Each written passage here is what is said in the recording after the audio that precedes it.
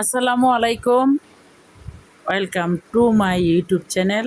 চলে আসলাম আজ প্রোটিন এবং ক্যারামেল আমি তৈরি আজ করতে। প্রোটিনও তৈরি করব এবং ক্যারামেলটা তৈরি করব। দুটাই একটু নজরে রাখলে আপনারা তৈরি করে নিতে পারবেন যারা পারেন না।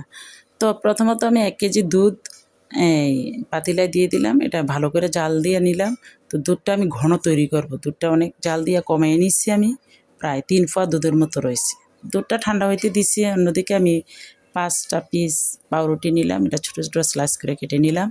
তো এখানে দেখেন আমি 1 কেজি দুধ পুরাই দিয়ে দিব। পাউরুটিটি ভিজিয়ে দিছি। ছোটো ছোটো স্লাইস যখন ভিজিয়ে দিছি এটা একদম নরম একটা স্মুথ তৈরি হয়েছে। আমি সবটা দুধ উপরে দিয়ে এটার ভিজাইতে দিয়ে গেছি। এদিকে এটা ভিজে নরম হওয়ার জন্য দিয়ে গেলাম। অন্যদিকে আমি ক্যারামেল তৈরি করতে চলে গেলাম। তো পাতিলাটা বসায় আমি এটা গরম হয়ে আসার পর চিনি দিয়ে দিলাম 1 কাপ। ছোটো কাপ দিয়ে 1 কাপ চিনি দিলাম। তো ক্যারামেলটা আমি একটু বেশি করে তৈরি করছি, একটু ঘনত্ব করে তৈরি করছি এবং ভারীভাবে তৈরি করছি। তো আমার ক্যারামেলটা প্রায় হয়ে আসছে। আমি এখানে পানি দিয়ে লাড়তে লাড়তে যেভাবে এটা তৈরি হয়েছে, লালচাটা প্রায় পড়ে গেছে। তো এখন আমি যেখানে এই প্রোটিনটা বসাবো সেই পাতিলায় আমি ক্যারামেলটা ঢেলে দিলাম এবং এটা ঘুরে চারিদিকে লাগাই নিলাম। তো এটা ঠান্ডা হলে এটা স্লাইস হয়ে বসে যাবে। তো বসে যাবে, এটা ঠান্ডা হইতে দিচ্ছি। অন্যদিকে আমি 3টা ডিম ভেঙে নিছি। এখানে 1 কেজি দুধ যারা কমায় নাই, 1 কেজি পুরা দুধ আছে তাদের জন্য 5টা ডিম লাগবে। আর আমি যেহেতু কমায় আসছি আমার 3টা ডিমই চলে গেছে। আর চিনিটা পরিমাণ মতো যে যেরকম সাইজে খায়, যেরকম মিষ্টি খায় ওই অনুযায়ী চিনি দেওয়া।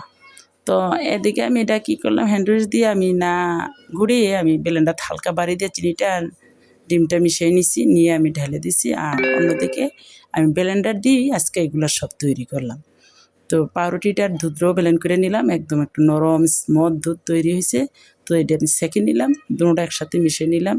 1 চামচ ব্যানানা এসেন্স দিয়ে দিলাম ডিমের গন্ধটা সরার জন্য। তো অন্যদিকে আমি সুন্দর করে বাটিটার মধ্যে ক্যারামেলটা বসে গেছে, ওইখানে দুধটা দিয়ে দিলাম। আর একটা পাতিলা বসাই আমি কিছু পানি আর 2-3টা টিস্যু পেপার দিয়ে আমি এটা বসাই দিলাম।